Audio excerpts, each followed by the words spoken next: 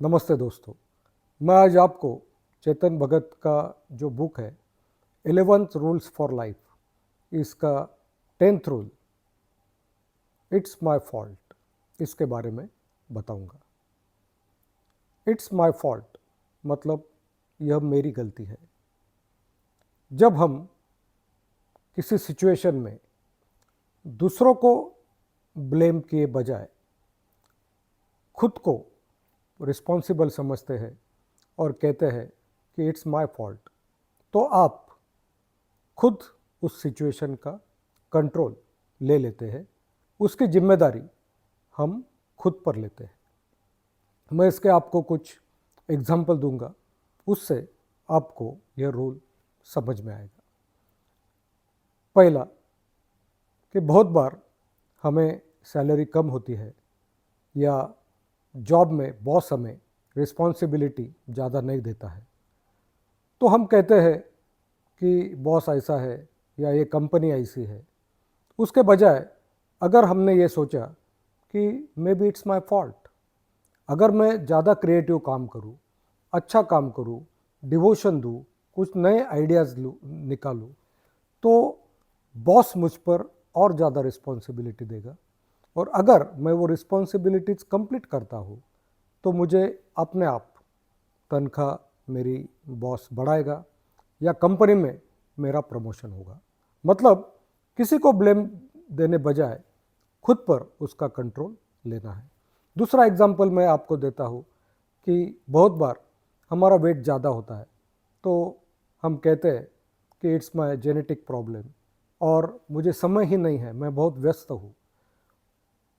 अगर हम ये न सोचें और अगर इसे हम अपनी गलती मान लें कि oh it's my fault, I have to walk in the morning, I have to wake up in the morning, मुझे मेरा जो खाना है उस पर कंट्रोल करना चाहिए, तो आप अपने आप उस सिचुएशन का कंट्रोल ले लेते हैं और उसके कारण आपका वेट कम हो सकता है।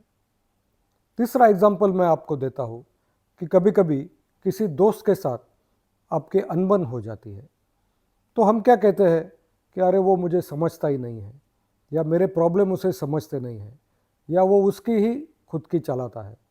लेकिन अगर हम ऐसा सोचें कि नो इट्स माय फॉल्ट, मैं अपने आप में क्या सुधार करूं, उसके कारण वो मेरा और अच्छा दोस्त बनेगा, या मैं उसके लिए काम आ सकता हूं क्या, या कुछ रिस्पॉन्सिबिलिटीज़ मैं ले सकता हूं क्या, ताकि हमारी फ्रेंडशिप और अच्छी बने। चौथा एग्जाम्पल मैं आपको देता हूँ कि बहुत बार हमें किस जगह जाना है, ऑफिस जाना है, तो हमें लेट होता है और हम ट्रैफिक को जिम्मेदार समझते हैं, या एयरपोर्ट जाना है तो हम हमेशा ट्रैफिक को जिम्मेदार बताते हैं, ट्रैफिक के कारण लेट हुआ। लेकिन अगर हम कहते हैं कि इट्स माय फॉल्ट, मैं अगर जल्दी उठता था आधा घंटा तो मैं जल्दी निकल सकता था और फिर ट्रैफिक भी रही तो भी मैं समय पर पहुंच सकता था। और एक एग्जांपल मैं आपको देता हूँ कि बहुत बार हम जब मॉल जाते हैं या कोई जगह जाते हैं तो हम कहते हैं कि अरे मेरी सैलरी बहुत कम है, मैं कुछ अच्छा ले नहीं सकता हूँ।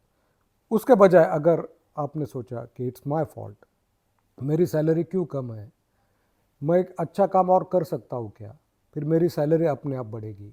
और मुझे जो सैलरी मिलती है उसका मैं बराबर प्लानिंग करता हूँ क्या, बराबर बजट करता हूँ क्या, तो अपने आप उसमें मैनेज कर पाते हैं। और एक मैं आपको एग्जांपल देता हूँ कि बहुत बार किसी फ्रेंड की शादी है या किसी फ्रेंड का प्रोग्राम है और वहाँ पे आपको नहीं बुलाया गया है, तो आप कहते हैं कि अरे ये मुझे मुझे याद नहीं रखा, इसने मुझे बुलाया नहीं, क्या मैं इसके लिए इम्पोर्टेंट नहीं हूँ। लेकिन ऐसा सोचने के बजाय अगर आपने सोचा इट्स माय फॉल्ट, मैं ही किधर तो भी कम था, या मैं उसके साथ ज़्यादा समय नहीं बिता पाया, या हम क्लोज फ्रेंड नहीं हैं इसलिए शायद उसने मुझे इनवाइट नहीं किया, अगली बार अगर मैं अच्छा किसी के साथ फ्रेंडशिप करता हूँ, अच्छे फ्रेंड बनते हैं, तो अपने आप वो आपको बुलाएगा। या किसी प्रोग्राम को आपको बुलाया है और आपको आगे आके बोलने की अपॉर्चुनिटी नहीं दी गई, तो आप कहेंगे कि देखो मुझे बुलाया नहीं, इतना मैं आया तो मुझे थोड़ा सा बोलने को दिया नहीं। लेकिन अगर हम ये सोचते हैं कि no no it's my fault, maybe मेरा स्पीच इतना अच्छा नहीं होगा कि उसे इम्पोर्टेंट नहीं लगा।